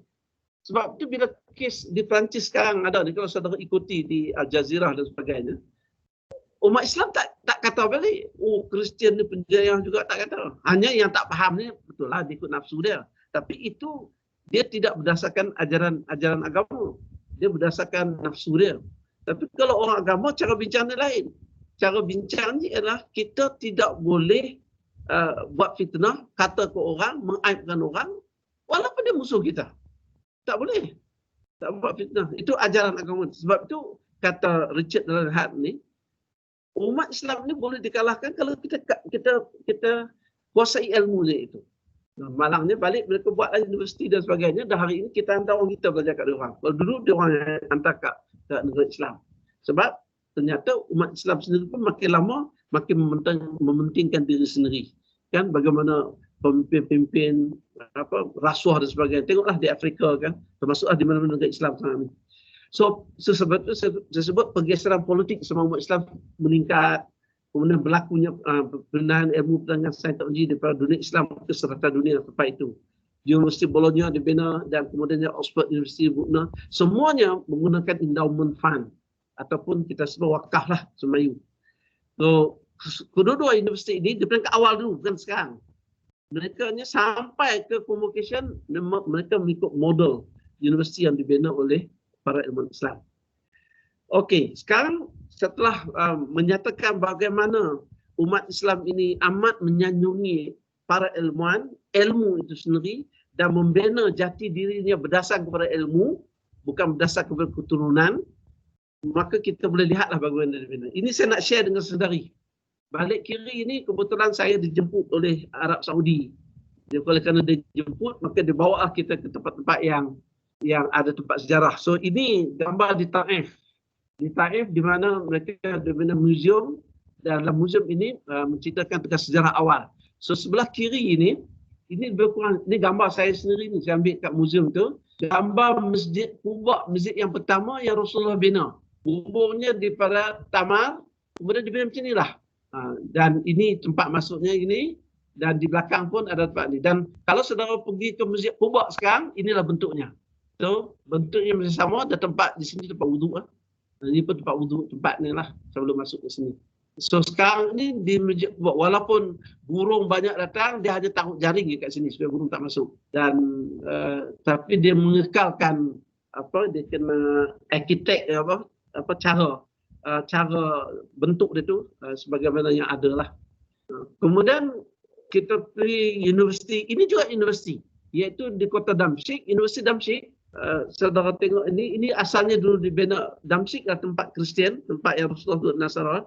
Dan ini kubur dalam masjid. Ini kubur Nabi Yahya yang kepalanya dipenggal. Sebab tu kita lihat di sini ada jasad badan dan kepalanya tak ada. Dan di zaman dulu ini sebelah sini ni, ini adalah lilin ni besar yang menerangi masjid ini untuk menerangi cahaya. Dan orang belajar kalau di bumbung ni, saya tinggal bumbung ni, ini adalah bentuk gereja. sebab dia bekas gereja sebenarnya dulunya. Dan waktu saya sampai, saya pergi subuh dengan subuh, dan lepas itu ada pelajar Malaysia pun berjumpa. Dia orang tu datang jumpa, saya tanya, buat apa pagi-pagi subuh ni? Dia kata, ada pelajar pun kenal saya pula. Dia kata, Prof, inilah kuliah kami. Kuliah kami dekat sini. Saat lagi lepas 9 subuh, ada seorang ulama besar, nampak dia akan datang, ataupun dia akan bagi talk dan kami kena minta yang orang awam boleh dengar. Maknanya kuliah kita itu tak terbatas pada universiti kita saja. Orang lain pun boleh dengar juga nak belajar. Tapi mereka tak boleh exam lah. Tapi yang ambil subjek itu, yang berdaftar, dia akan diperiksa dan sebagainya lah. Di masjid ni. Di courtyard dia ada benda ni. Ini disebut Baitul Mal. Ini masih masjid ni. Masih masjid. Tapi di courtyard dia, di laman dia. Okey, ini nak tunjuk kepada saudari pemandangan sebuah masjid yang terkenal, iaitu Masjid Sultan Hassan. Lukisannya oleh Mak Saleh ni, David Robert. Ini gambar dulu-dulu, kita tahun 1200, 250, 260 gitu. Kita dapati, ini di Kairo, di luarnya ramai orang.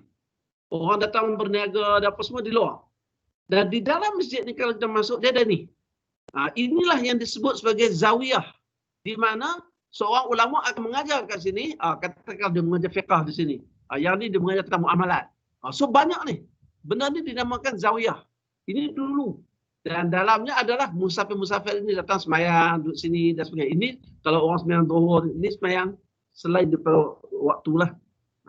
Dan kalau kita pergi ke gambar, ini adalah gambar yang terbaru. Terbarulah maknanya gambar sekarang ini dibandingkan dengan lukisan. Dulu tak ada kamera. Oleh kerana tak ada kamera, orang lukis lah. Sekarang dalam ini gambar luar, dah tak ada lah. Pasar ni dah tak ada lah sebab naiklah bangunan depan ni. So depan dia dah naik bangunan. Tetapi dalam masjidnya masih sama. Ini lukisan ni masih sama. Ini tulis lah. Tulis sama sembahyang. Tapi dalam ini, kalau dulu tempat zawiyah, tempat orang belajar, sekarang tempat orang ambil wudu. Itu beza. Jadi dia tak kekal lagi lah. Tapi bentuknya sama. At least saudara dapat pandangan bahawa masjid ini bukan hanya tempat bersolat. Tetapi masjid adalah tempat orang menimba ilmu dan mengajar ilmu dan berinteraksi, berforum dan sebagainya. Okey, ini pandangan di Baitul Hikmah Harun Rashid tadi. Ini hanya lukisan sajalah sebab digambarkan dulu betapa orang sibuk belajar dengan buku-bukunya dan sebagainya. Ini gambar agak kini sebelum Amerika invade baru ini. Di tengah-tengahnya ada fountain. Sebab ini di negara Arab, dia punya cuaca dia dry, kering. So mereka gunakan fountain supaya dia sejuk dan humid. Dan ini gambaran buku-buku yang diatur zaman dulu. Dan ini adalah pemandangan luar Baitul Hikmah. Saya tak tahu sebab saya tak pernah pergi negeri ini, walaupun saya ada pelajar saya. Pagi tadi pun ada rival pelajar saya daripada Baghdad menggunakan link internet ni lah. Tapi katanya sebahagiannya sudah dirosakkan oleh tentera Amerika yang invade selepas 11 September. Okey, ini adalah Masjid Cordoba dan nampak bentuknya. Dan kalau siapa pernah pergi Madinah pun, bentuknya ambil model Madinah. Masjid di Madinah, Masjid Nabawi. Ini Masjid Nabawi je model. Dan sekarang ni kalau saudara pergi nak semayang memang tak boleh. Guard tak benar kan. Dia dibina tahun 786. Abdul Rahman pertama. Emir pertama Umayyah di Sepanyol. Tahun 786 dia bina. 2 tahun. Siap. Dan saya dipahamkan oleh turis guide ini, di luar ni baru dia bina. Baru maknanya setelah 1, 2, 3, 6 ni. Dia taruh di luar ni. Tapi kalau dibuka ni, maka nampaklah minaret yang dibina arkiteknya adalah arkitek daripada Morocco. Tapi dalam ni dia orang tak kacau. Jadi masih nampaklah apa kita kata strukturnya. Hanya di tengah-tengah tu, dia tempat buat katedral. Nampak macam di tengah, tapi guide bagi tahu dia kita sebenarnya tidak sebelahan yang dia. Kami tak kacau yang asal. Sebab ini adalah peninggalan tok moyang kami, sejarah kami tentang mereka memeluk agama Islam, kami Kristian ini lain cerita, tapi mereka adalah orang Spain. Dia dibangga dengan seperti Ibn Rushd kan orang Spain. Az-Zahlawi juga orang Spain. yang saya sebut universiti pertama Al-Zaituna yang dibina semula. Di dalam universiti tersebut, ini maknanya luar. Of course, universiti sekali lagi, universiti itu mesti ada masjid. Sebagainya. Okey, saya cepat ni, panjang lagi. Ini adalah Universiti Qarawiyyin. Ini isteri saya lah, sama ni. Hubungan kami ni pun ahli hubungan kami ni. Yang nampak tak dia punya ni? Dan saya nak tunjuk, tak nampak. Sebenarnya kat wall ni, salah satu wall tu ada solar clock, jam suria, jam solar yang menunjukkan masuknya waktu zuhur, waktu asar dan sebagainya. Cantik di Morocco ini. Mereka kekalkan, mereka jaga dan sehingga hari ini universiti ini masih ada dan masih berjalan. Dan di antara pelajar yang dilahirkan ialah Dr. Afifi. Dr. Afifi sarjana Melayu yang mengajar di Oxford University. Dr. Afifi sekarang ni. Adiknya Dr. Aiman sekarang ni kat UIM. Dia buat PhD di Universiti Qarawiyyin. Boleh tanya dia.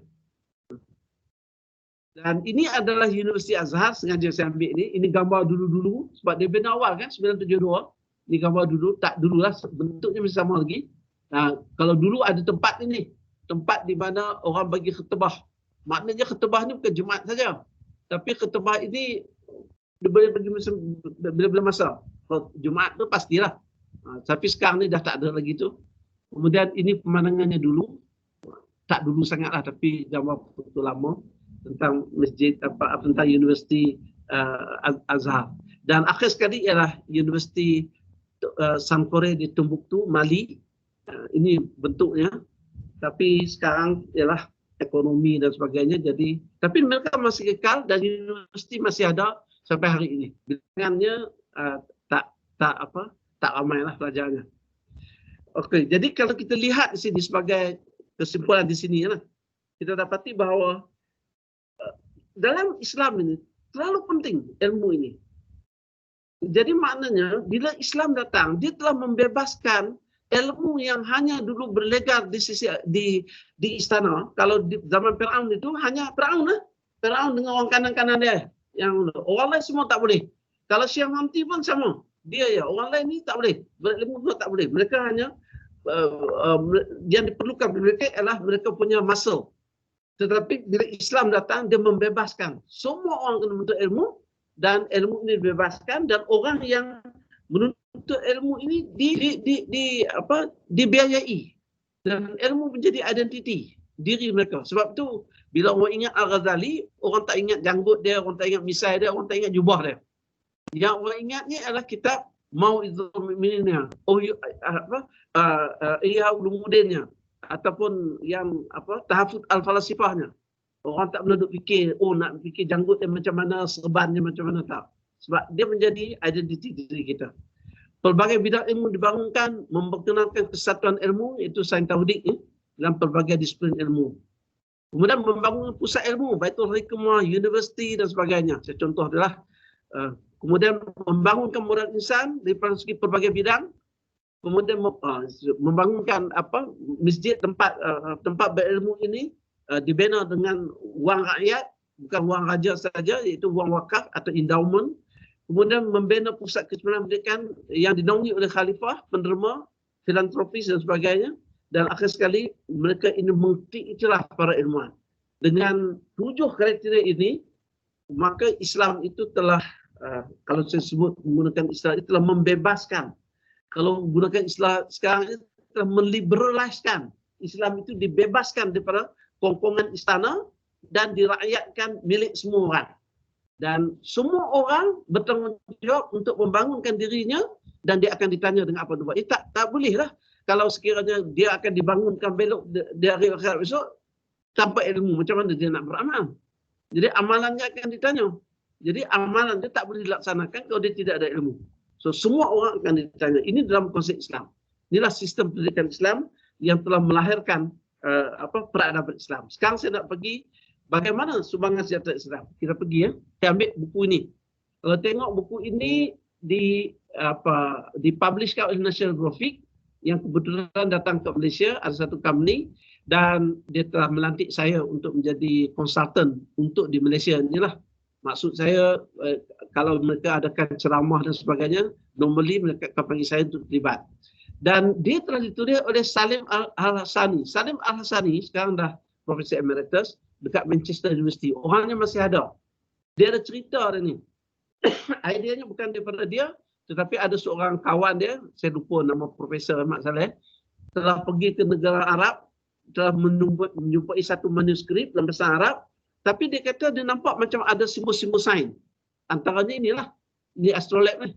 Tapi dia tak boleh baca. Lalu dia bagi kepada Salim ini untuk terjemahan dan Salim ini jadikan dia sebagai satu projek dia. Dalam buku ini, ini saya ambil buku ni lah.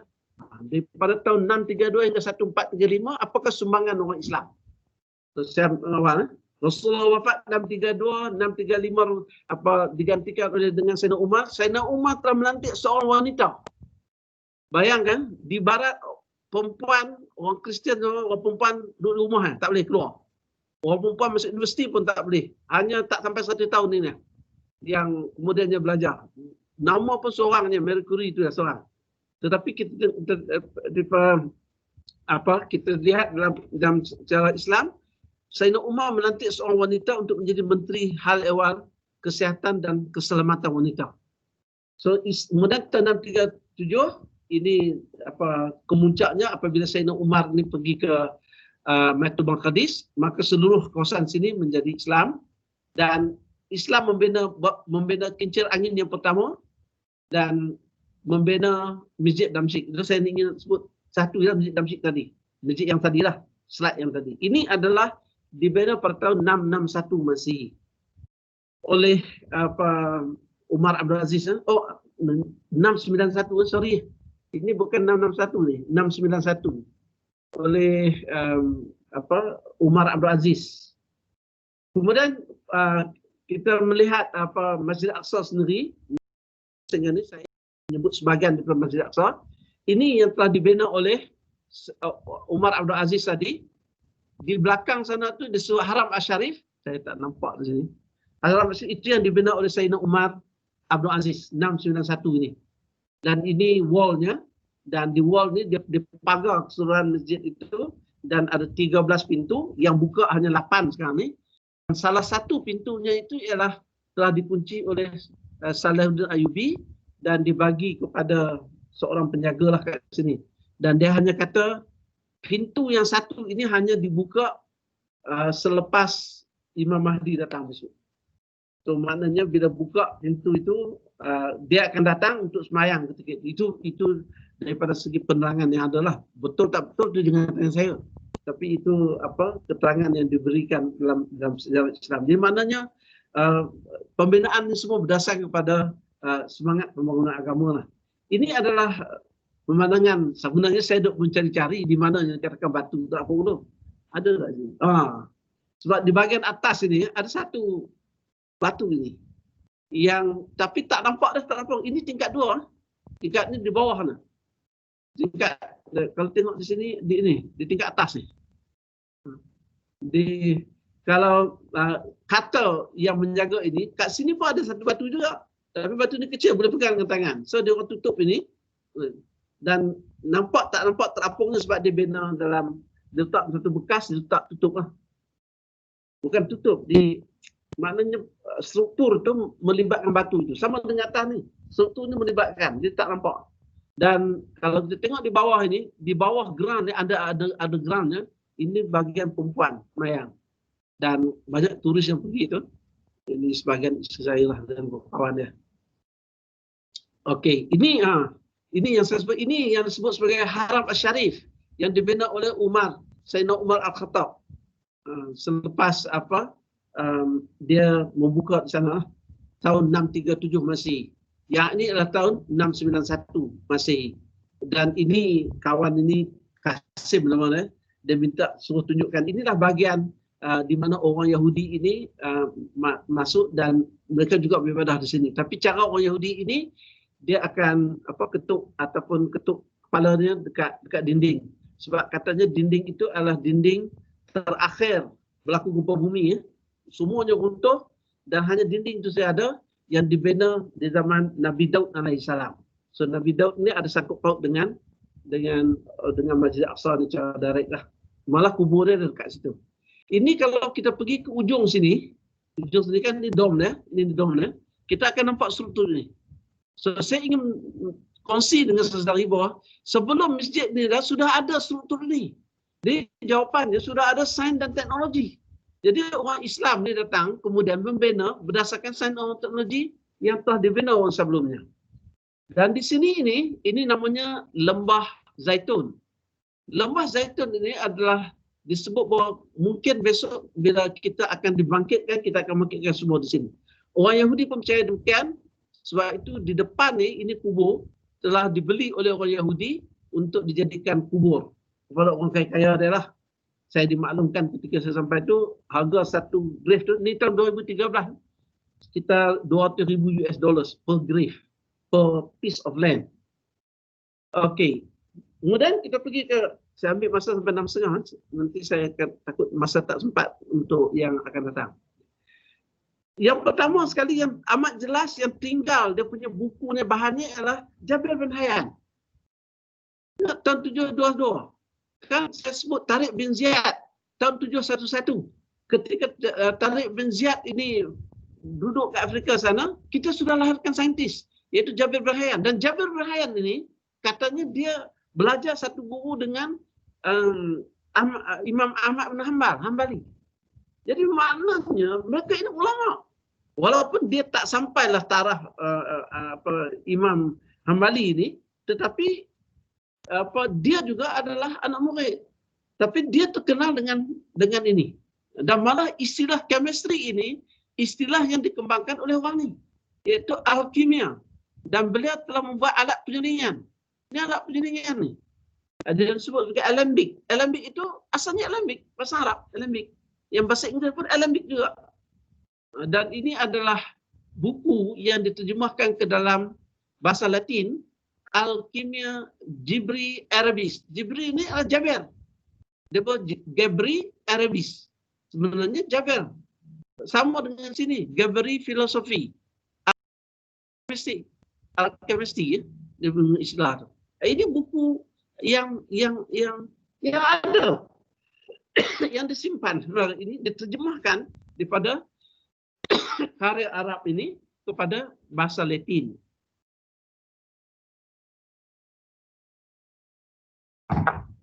Kemudian saya sebut yang tadi, Universiti Zaituna. Dan seterusnya adalah ahli matematik Al-Khwarizmi tahun 780. Ditulis di sini apa dia ni? Muhammad bin Musa Al-Khwarizmi. Ini baca ni. Kalau yang siapa boleh baca Jawi lah.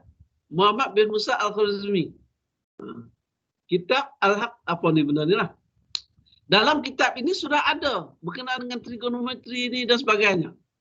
Ini wajahnya yang diabadikan. Of course dulu negara ni, Uzbekistan ni negara Rusia, di bahasa Uzbekistan tapi diambil daripada bahasa Rusia. Ini statu yang terdapat di Khwarizm, nama satu bandar disebut bandar matematik yang dibuat, yang dibina mengenangkan dia ni. Dia bangsa Uzbek ya. Dia bukan bangsa Arab. Dia menggunakan bahasa Parsi.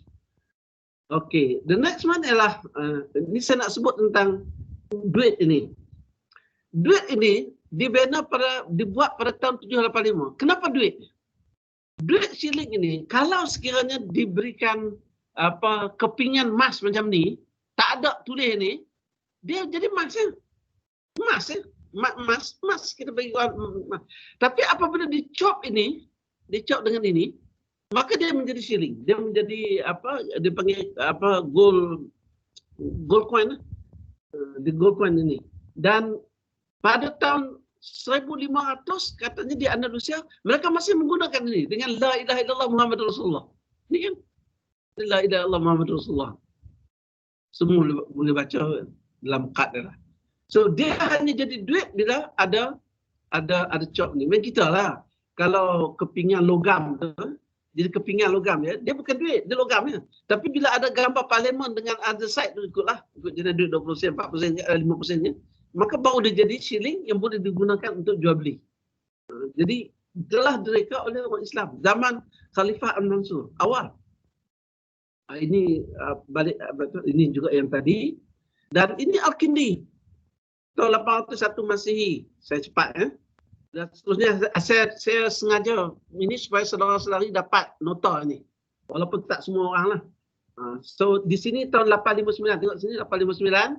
Ini banyak ni ahli astronomi, saya tak akan pergi satu, tak cukup masa. Al-Razimah saya tak pergi, saya nak pergi ni, Universiti Darwin. Ini saya telah bincangkan tadi. Universiti cantik, universitinya amat cantik lah. Kemudian ni juga saya bagi banyak ni.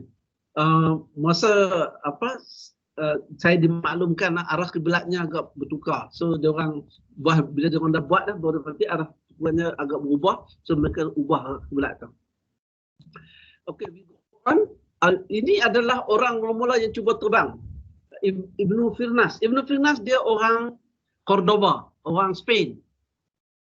Dia pernah terbang. Ini menara masjid. Kalau tempat orang Morocco, masjid dia menara je 4 segi. Dia pernah terbang daripada ni untuk memulakan penerbangan dan kaki tangan dia patah banyak kali lah. Tapi dia usaha untuk terbang. Dan orang Spain amat bangga. Kalau saudara pergi muzium dia, inilah dia buat gambar ni, letak dan ditulis itu Abbas Ibnu Firnas. Tahunnya 810, 887. Awal daripada Ibnu Sina. Dan kita pergi seterusnya Zarawi. Ini adalah Zarawi. Juga orang Spanyol. Yang di sini, okey Allah. Ini adalah yang dilukis dalam buku dia tentang alat-alat yang digunakan dalam perubatan. Dan ini adalah sekarang masih menggunakan. Dan ini untuk mencari tempat-tempat di mana sakit kepala dan sebagainya, dia punya gland. Dan ini saya telah bentang ini di Korea dan kawan saya kat Korea minta gambar ini sebabnya ini gambar menunjukkan sudah ada proses untuk mengeluarkan bayi daripada rahim ibu ni kerana dia tak boleh bersalin dalam keadaan normal. Dia kena buat cesarean lah dia kata sekarang ni. Dia kena operate. So sudah ada masa itu dan diabadikan dalam buku ni. Macam mana ini adalah alat-alat yang ada di muzium. Kalau saudara pergi kat Spain ada muzium Az-Zahrawi. So the whole building tu menunjukkan tentang penciptaannya. Ini mungkin dia juga ni, wallahu a'lam lah. Tapi gambar ni lah ditunjukkan. Ini adalah Al-Farabi 872-950. Ini adalah nampak alat muzik kan? Inilah alat yang dibuat oleh Al-Farabi. Orang yang pertama yang buat alat ini ialah Al-Farabi. Malah perkataan muzik itu diambil daripada tajuk buku dia yang bertajuk Al-Muziqi Al-Kabir. Al-Muziqi, muzik, Al-Kabir besar. Sebab ada Al tu saya selalu sebut agung lah. Ini lebih kurang gambar dia. Hampir ini. Mereka bangga. Mereka buah dalam duit mereka. Dan saya tanya, tahu tak bahawa perkataan muzik yang kita sebut sekarang ni bukan daripada Barat. Tapi daripada Al-Farabi. Kitabnya Al-Muziqi Al-Kabir. Bila kita nak menyanyi, kita belajar. Saya tak erti. Minta maaf, saya tak erti. Belajar ni. Kita belajar apa? Do, re, mi, fa, sol, la kan? Siapa nak belajar muzik kan? Do, re, mi, fa, sol, la. Itu kita belajar. Sebenarnya dia ambil daripada perkataan dal, ro, min, fa, sol, lam. Dia tak boleh nak sebut dal, dia sebut do. Dia tak boleh sebut ro, dia sebut re. Dia tak sebut mim, dia sebut me. Dia tak boleh sebut fa, dia fa lah. Sol, dia sebut so. Dan ini telah digunakan dalam buku yang disebut oleh Al-Farabi ini. Sebab itu dia disebut sebagai bapa kepada muzik ini. Tapi dia tak adalah buat muzik ini untuk untuk melalaikan orang. Nanti saya tunjuk kenapa dia buat. Dan alatnya disebut liut itu dia ambil sekarang bahasa Melayu disebut gambus asal daripada ciptaannya. Kemudian muzik ini digunakan zaman dia ini sebagai terapi untuk mengubati penyakit yang berhubungan dengan emosi. Dia sebut dengan cara dia orang yang suka bercakap seorang, orang yang kecewa, orang yang panas baran, orang yang itu diberikan muzik kepada dia. Nanti saya tunjukkan. Ini dalam buku tersebut digambarkan bagaimana muzik ini dimainkan. Saya tak tahu yang mana pesakitnya. Tapi bila saya pergi kat muzium di Turki ni, dia tunjuk inilah. Mereka bermain muzik dan ada pesakitnya, pesakit akan dengar muzik ini dan diterapikan lah. Ini gambar yang asalnya. Gambar dalam buku yang asalnya. Dan ini adalah alat yang museum. Saya ambil gambar dia tak cantik. Ada reflection daripada lampu dia ni. Ini dicuba buat dia punya alat muzik yang awal. Dan jenis-jenis ini saya ambil direct daripada kat museum tersebut. Dia benar akan ambil gambar tapi dengan syarat tak ada flash. So dia sebut ni, rasmu guna untuk inklamsia dan paralisis ini, dan saya terjemah Melayu. Rakimu untuk pandai bahan, berbuat degupan jantung, ispahanmu untuk banyak macam mana bunyi dia saya tak tahu. Saya tak faham. Tapi mereka sudah ada mengkelas-kelaskan jenis muzik yang perlu dimainkan untuk memberikan terapi kepada pesakitnya. Inilah alat-alat muzik tadi yang, dan seterusnya ialah Ibn Haytham yang terkenal sebagai bapa optik yang telah buku Al-Manazir. Al-Manazir itu adalah buku buku tentang optik yang digunakan lebih daripada 500 tahun sehinggalah ke zaman barat ni.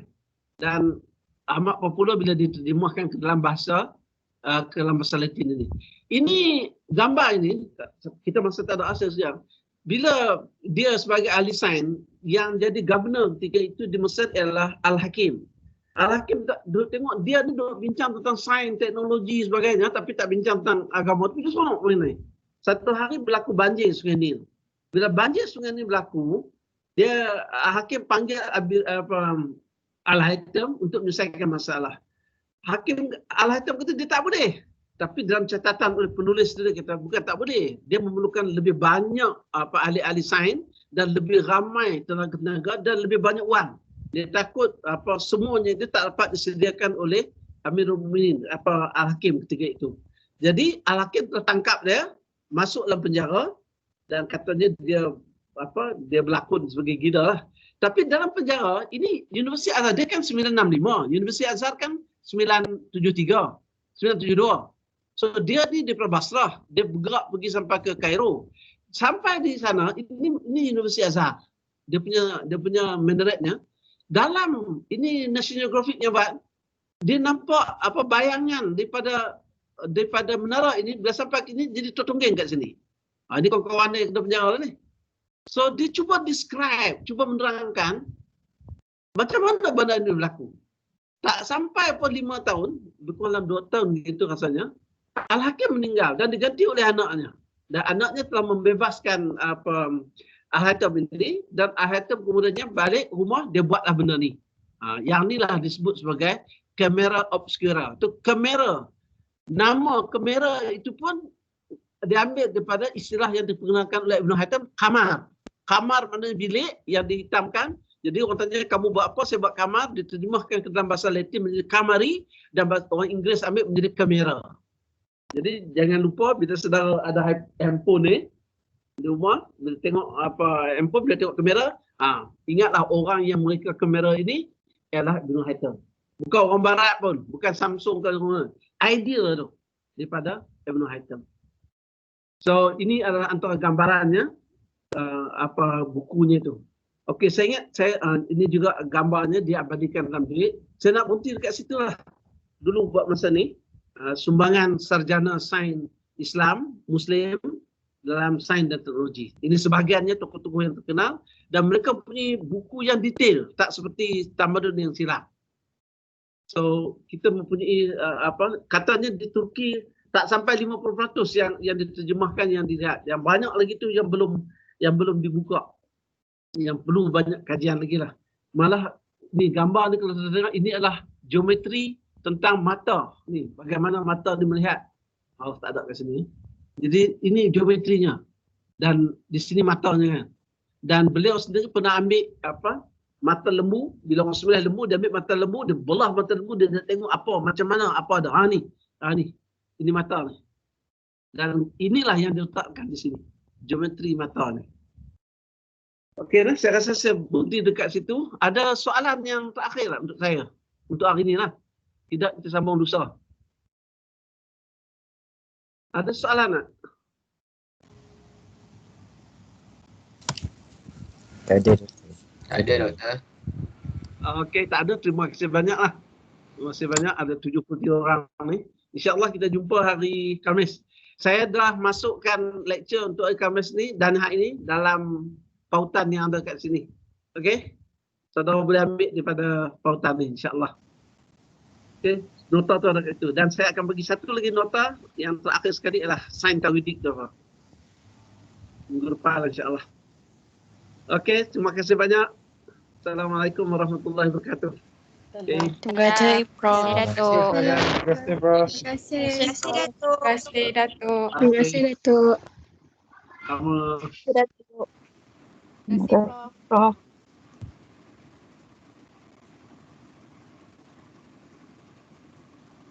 Nak pergi leave ya semua. Terima kasih. Terima kasih, Datuk. Terima kasih, Prof. Assalamualaikum. Salam, Thomas.